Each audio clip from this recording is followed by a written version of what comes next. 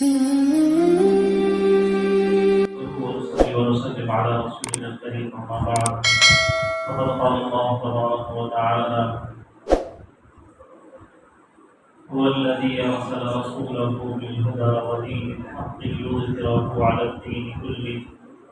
ولو كره المشركون. وقال نبينا صلى الله عليه وسلم لا يؤمن أحدكم حتى أكون أحب إليه من والده وولده والناس أجمعين.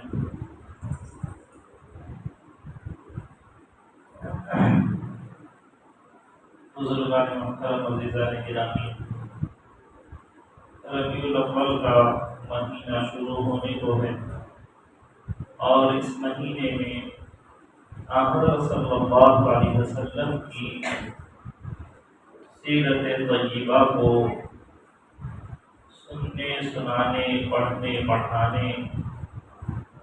اور یاد دلانے کا معمول امت میں ہے اور ہونا بھی چاہیے۔ مشائخ نے، بزرگوں نے، اللہ والوں نے لکھا ہے کہ اولاد کی 3 چیزوں کے اندر تربیت کرنی چاہیے۔ نسلوں کو، آنے والے امت کو، افراد کو، ان کے دلوں کے اندر اس بات کو بٹھانا، سمجھانا چاہیے۔ ایک تو اللہ کا وجود اور اللہ کی توحید سمجھانا، رسول اللہ صلی اللہ علیہ وسلم کی رسالت اور محبت سمجھانا، اہل بیت سے احترام اور عقیدت سکھانا۔ یہ 3 چیزیں اولاد کو، نسلوں کو اور امت کو بتاتے اور سکھاتے اور سمجھاتے رہنا چاہیے۔ تو حضرت رسول اللہ صلی اللہ علیہ وسلم سے محبت ایمان کا جز ہے۔ حدیث میں حضرت صلی اللہ علیہ وسلم خود فرماتے ہیں تم میں سے کوئی شخص اس وقت تک مومن نہیں ہو سکتا، یعنی مومن کامل نہیں ہو سکتا جب تک کہ میں اس شخص کے نزدیک اس کے والدین، اس کے اولاد اور سارے انسانوں سے زیادہ، ایک روایت میں ہے کہ خود اپنے سے زیادہ اللہ کے رسول صلی اللہ علیہ وسلم سے محبت نہ ہو جائے، اس وقت تک ایمان کی تکمیل نہیں ہوتی۔ تو حب رسول صلی اللہ علیہ وسلم ایمان کا اہم جز ہے۔ حضرت رسول اللہ صلی اللہ علیہ وسلم سے محبت صرف اس لیے نہیں کہ ہم امتی ہیں، صرف اس لیے نہیں کہ ہم مسلمان گھرانے میں پیدا ہو گئے ہیں، بلکہ عقل کا تقاضا بھی یہ ہے کہ حضرت رسول اللہ صلی اللہ علیہ وسلم سے محبت کی جائے۔ حضرت صلی اللہ علیہ وسلم نے انسانیت پر اتنے احسان کیے ہیں کہ جو تھوڑا بھی کسی کے احسان کا قدر شناس ہوگا، احسان شناس ہوگا اور اسے احساس ہوگا، وہ یقیناً حضرت رسول اللہ صلی اللہ علیہ وسلم سے محبت کرے گا۔ آپ علیہ السلام نے کائنات پر اور روئے زمین پر اتنے انقلابات پیدا کیے ہیں اور نئی نئی تبدیلیاں حضرت صلی اللہ علیہ وسلم نے لائی ہیں جتنی کسی اور روئے زمین کے انسان نے تبدیلی نہیں پیدا فرمائی۔ بہت ساری اچھائیوں کو آپ صلی اللہ علیہ وسلم نے دنیا میں وجود بخشا، اور بہت ساری خرابیاں ہیں جس کے بارے میں لوگ یہ سمجھتے تھے کہ یہ تو ہو ہی نہیں سکتا، یہ سسٹم تو اور یہ نظام تو تبدیل ہی نہیں کیا جا سکتا، لیکن آپ حضرت صلی اللہ علیہ وسلم نے اس کے خلاف بہت ہی اچھے انداز میں، بہت دور اندیشی کے ساتھ، بڑی سمجھداری کے ساتھ اور بہت ہی زیادہ اخلاقی پہلوؤں کو اجاگر کرتے ہوئے لوگوں کے دلوں کے اندر اس بات کو پیدا فرمایا اور اس کا احساس پیدا فرمایا کہ اس خرابی کو انہوں نے خرابی سمجھا اور اس اچھائی کو اچھائی سمجھ کر اپنایا۔ بہت بڑا فلسفی ہے ارسطو، اس نے غلامی کے سسٹم کے بارے میں یہ کہا تھا کہ یہ جو سلیوری سسٹم ہے یہ اس کو ختم نہیں کیا جا سکتا، یہ انسان کا جز ہے، یہ انسان کا حصہ ہے، کہ ایک انسان کسی انسان کو غلام بنا کر ہی رکھنا پڑے گا، یہ غلامی کا نظام اس کو تبدیل نہیں کیا جا سکتا، لیکن حضرت رسول اللہ صلی اللہ علیہ وسلم نے تبدیل فرمایا۔ ایسے بہت سارے انقلابات ہیں جس کو حضرت صلی اللہ علیہ وسلم نے دنیا کے اندر پیدا فرمایا ہے۔ تو یہ انتہائی عظیم الشان انقلابی شخصیت ہونے کے ناطے بھی ہر ذی شعور کو، مسلمان کوئی نہیں، جس کو ذرا سا شعور ہے، جس کو احساس ہے کہ یہ ہم پر احسان کیے ہیں اور ایک احسان کے کرنے والے کے ساتھ، ایک محسن کے ساتھ ہمارا کیا رشتہ اور تعلق اور کیسے واضحانہ تعلق ہونا چاہیے، اس کو احساس ہوگا تو وہ ہر شخص حضور صلی اللہ علیہ وسلم سے محبت کرے گا۔ اسی لیے ہم بھی محبت کرتے ہیں اور سارے عالم کے انسانوں سے ہم یہ کہتے ہیں کہ حضرت رسول اللہ صلی اللہ علیہ وسلم ایسے ہیں کہ آپ کا ساری کائنات میں سب سے زیادہ احترام اور سب سے زیادہ محبت ہونی چاہیے۔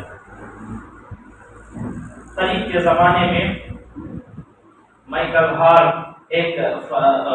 فلکیات کا ماہر اور بہت بڑا مورخ ہے، اس نے ایک کتاب لکھی تھی دا 100، یعنی 100 ایسی شخصیات اور پرسنالٹیز کی اس نے بایوگرافی لکھی جنہوں نے روئے زمین کے اوپر کچھ انقلابی کام کیا۔ ایسے لوگوں کو جتنوں کو وہ جانتے تھے دنیا کی ابتدا سے اور اب تک ان کے پاس جن شخصیات کا علم تھا، ان کی بایوگرافی تھی، اس کو اس نے ترتیب دی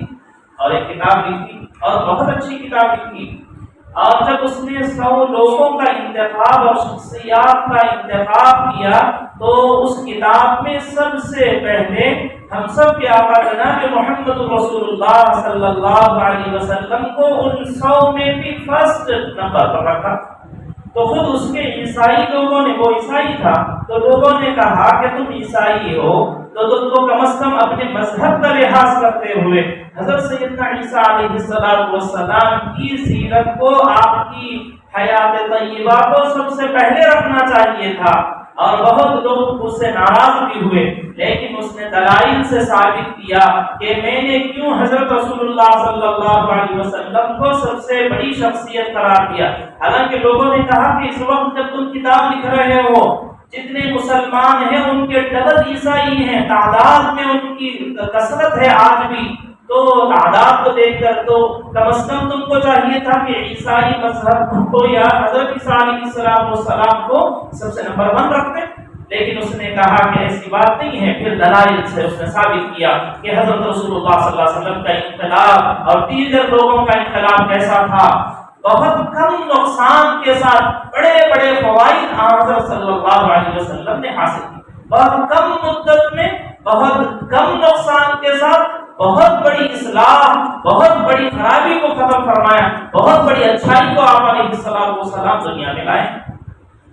تو اس نے یہ کہا کہ میں نے اس لیے مقدم کیا ہے، آپ علیہ السلام کے جائے پیدائش پر اس نے گفتگو کی اور یہ کہا کہ حضرت رسول اللہ صلی اللہ علیہ وسلم کسی ترقی یافتہ روم و ایران میں اور ان کے گھرانے کے پروردہ اور پرورشدہ نہیں تھے کہ آپ علیہ السلام کو تہذیب معلوم ہو، بلکہ آپ کے بارے میں ہے کہ آپ نے کسی انسان سے پڑھا ہی نہیں، کوئی انسان آپ کا استاد ہے ہی نہیں، تو آپ امی اللقب ہو کر اتنا بڑا انقلابی کام اور ایسی جگہ سے آپ نے کیا ہے جہاں پر کسی کو ہاتھ رکھنے اور حکومت کرنے کی جرأت اور ہمت نہیں تھی، ایسی جگہ سے آپ کھڑے ہوئے اور انقلاب برپا کیا اور تبدیلیاں لائی۔ تو اس نے یہ کہا کہ اس وجہ سے میں نے حضرت رسول اللہ صلی اللہ علیہ وسلم کو سب سے نمبر 1 رکھا ہے۔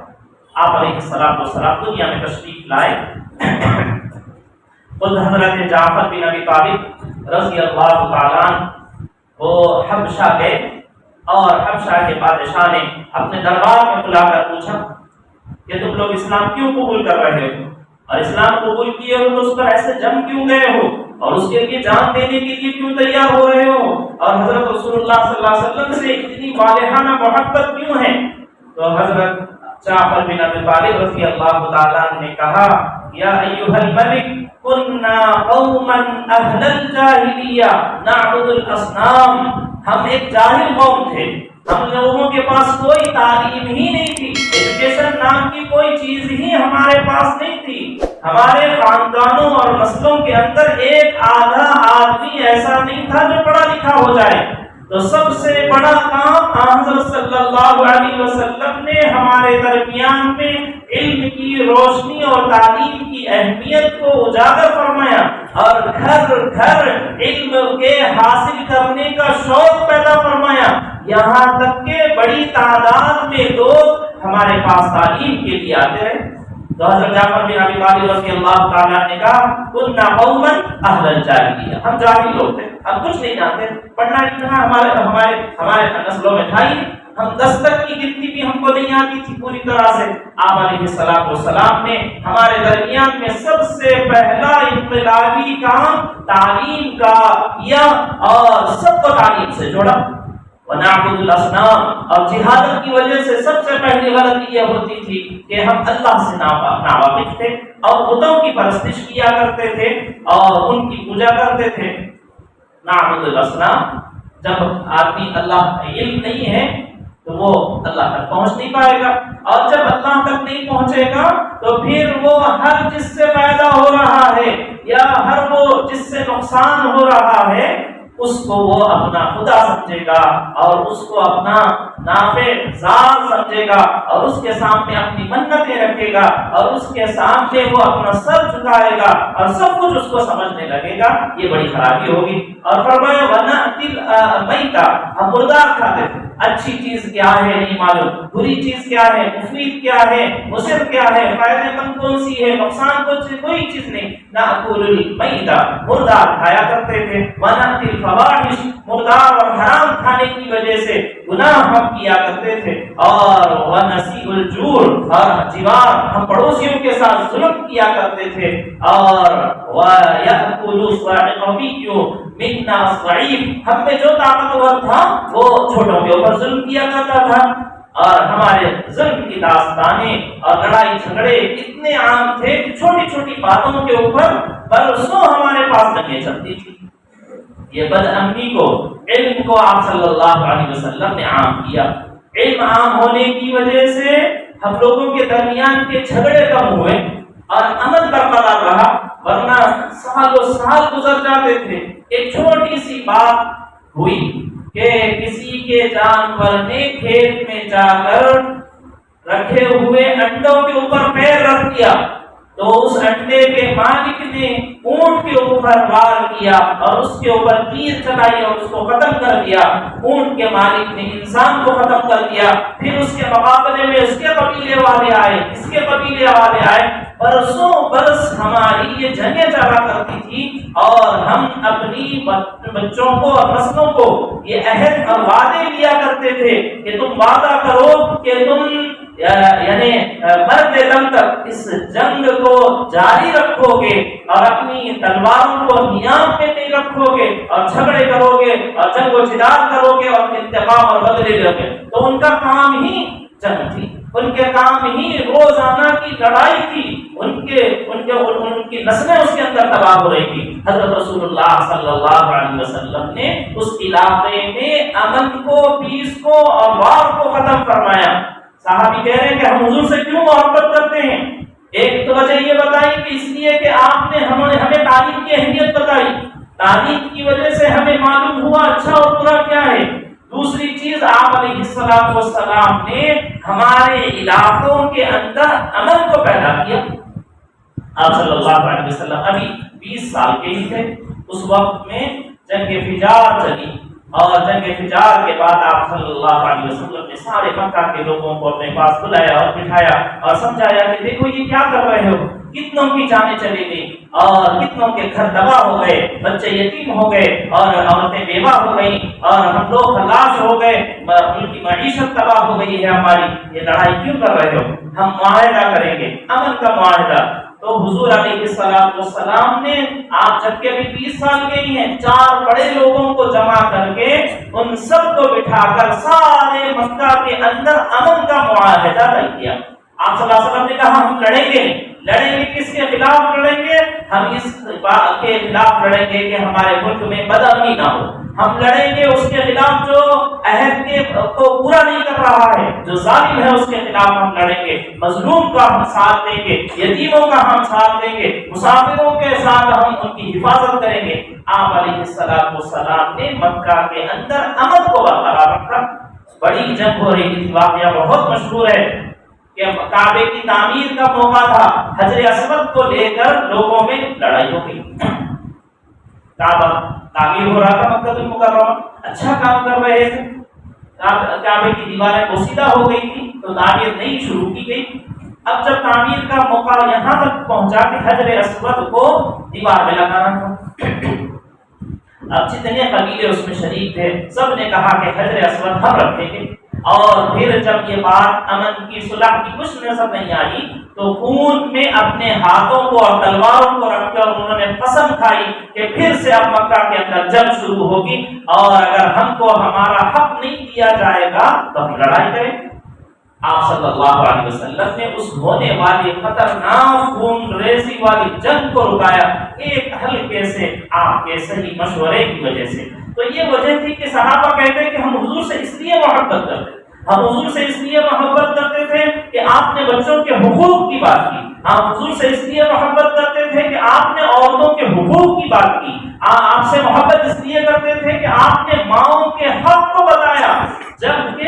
جب ماں کو ایک سامان کی طرح میراث میں تقسیم کیا جاتا تھا۔ بچے جیسے سامان میں چیزیں لیتے ہیں، زمین جائیداد دیتے ہیں، ماں کو تقسیم کر لیتے تھے کہ ماں اب میرے گھر کی رکھیل رہے گی اور میری بیوی بن کر، میری باندھی بن کر رہے گی۔ ایسا ماؤں کے ساتھ ذلت والا، رسوائی والا معاملہ کرنے والی قوم کو نبی علیہ السلام نے فرمایا کہ ماں کا مقام جانتے ہو کیا ہے؟ ماں کا مقام یہ ہے کہ جیسے اللہ کی عبادت ضروری ہے ایسے ہی والدین کے ساتھ حسن سلوک ضروری ہے۔ اپنے ساتھ برابر کر کے ماؤں اور والدین کا مقدس مقام بتایا، اور یہ کہا جنت چاہتے ہو تو اپنے ماں کی خدمت کرو اور ان کو احترام کی نظر سے دیکھو۔ الجنت تحت اقدام الامہات، یہ رسول اللہ صلی اللہ علیہ وسلم نے کہا۔ بیٹیوں کو زندہ دفن کر رہے، اب آپ سوچئے جس ماں کو یہ مقام سامان سے زیادہ، جانور سے زیادہ بدتر سمجھے جانے والی عورت کو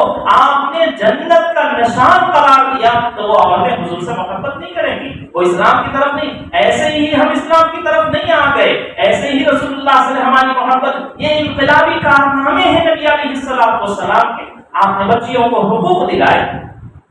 زندہ دفن کر دیا۔ اگر صحابی کہتے ہیں ہمارا حال تو یہ تھا کہ ہم لوگ اگر گھر میں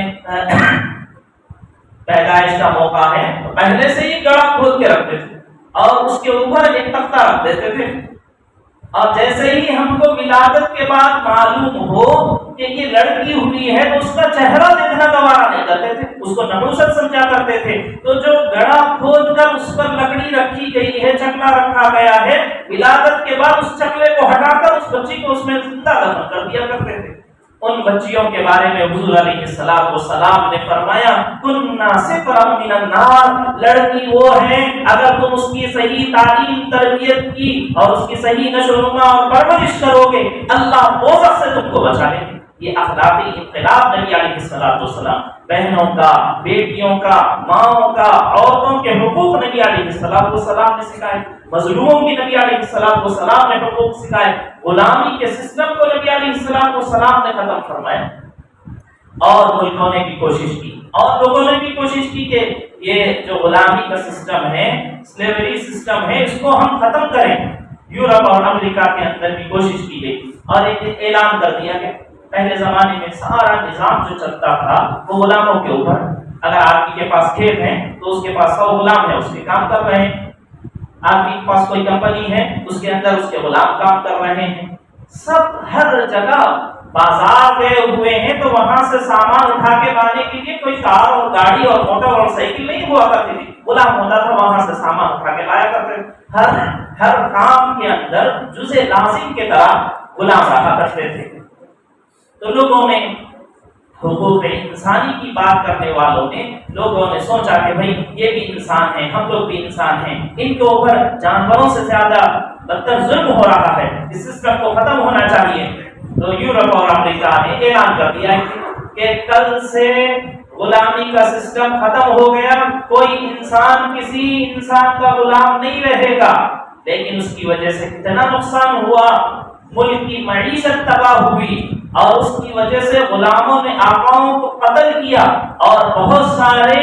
کارخانے بند ہوئے، اور بہت ساری کھیتیاں لوٹ لی گئیں، بہت بڑا نقصان ہو گیا، اور اس کے باوجود غلامی کا سسٹم اور اس کا نظام ختم نہیں ہوا۔ اس کے مقابلے میں حضرت رسول اللہ صلی اللہ علیہ وسلم نے اس سسٹم کو ختم کرنے کے لیے ایک اخلاقی تحریک نکالی۔ آپ نے ہر کام کے وقت میں یہ فرمایا کہ یہ کام، یہ غلطی ہوگی، تم قسم کھائے تھے اور تم نے قسم کھا کر اس کو پورا نہیں کیا، ایک غلام آزاد کر دو۔ آپ نے غلطی سے کسی کو تکلیف پہنچا دیا، اب اس کے بدلہ دینا چاہتے ہو، توبہ کرنا چاہتے ہو، غلام آزاد کر دو۔ آپ روزہ رکھے تھے اور روزے کو پورا نہیں کر سکے، جان بوجھ کر تم نے روزہ توڑ دیا، تو غلام آزاد کر دو۔ یہ اخلاقی تحریک آپ علیہ السلام نے لوگوں کے دلوں کے اندر پیدا کی۔ دیکھیے انقلاب، تبدیلی جو آتی ہے نا، وہ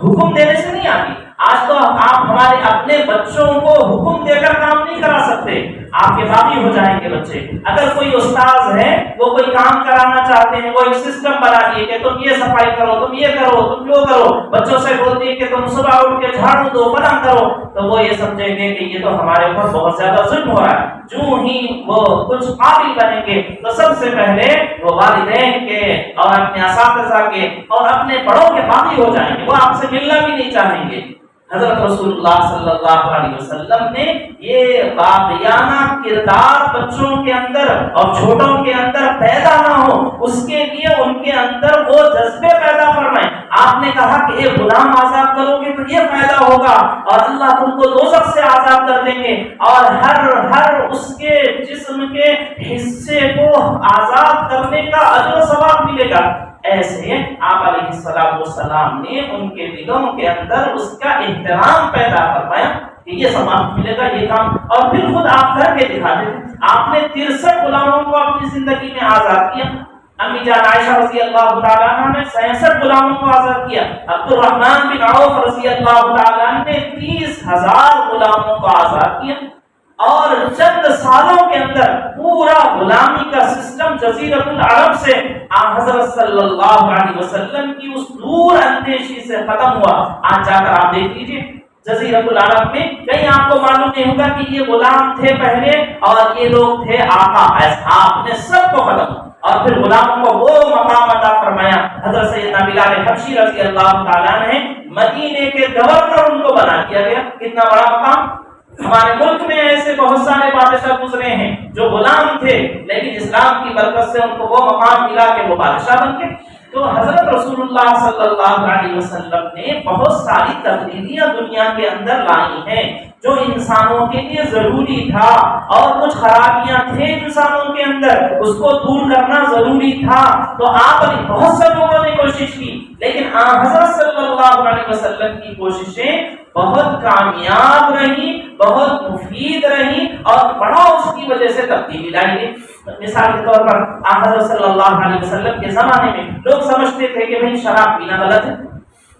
آپ صلی اللہ علیہ وسلم نے ایک ہی دن نہیں فرما دیا کہ بھئی شراب نہ پیو، کل سے شراب منع ہے۔ آپ نے پہلے اس کے کہا کہ اس کے اندر اتنی اچھائیاں ہیں، اتنی خرابیاں۔ پھر اس کے بعد آپ صلی اللہ علیہ وسلم نے فرمایا کہ عبادت کے وقت میں یہ کرنا کرو۔ پھر آپ علیہ السلام نے ان کے دلوں کے اندر ایسے جذبے پیدا کیے، اس گندگی کے گندگی ہونے کو ایسا بٹھا دیا کہ جس دن حکم آیا کہ انما رجس، کہ یہ سب گندگیاں ہیں، تو خود سے صحابہ نے، کوئی دیکھنے والا اور کوئی اس پر جرمانہ لگانے والا نہیں تھا، خود سے صحابہ نے اگر ان کے گھر میں بھی ہے تو وہ مٹکے توڑ دیے، مشکیزیں بہا دیے، اور مدینے کے اندر جیسے سیلاب آئے تو پانی بہتا ہے ایسے شراب بہنے لگی۔ تو شراب کی پابندی پر آج بھی ہمارے ملک پریشان ہیں، حکومتیں پریشان ہیں، بہت فنڈ اس کے اوپر جاری کیا جا رہا ہے، اس کے باوجود ویسا انقلاب نہیں آ رہا ہے جیسا انقلاب رسول اللہ صلی اللہ علیہ وسلم نے مدینہ المنورہ کے اندر پیدا کیا تھا۔ حقوق کی بات کرنے والے نہ بچوں کو وہ حقوق دلا سک رہے ہیں،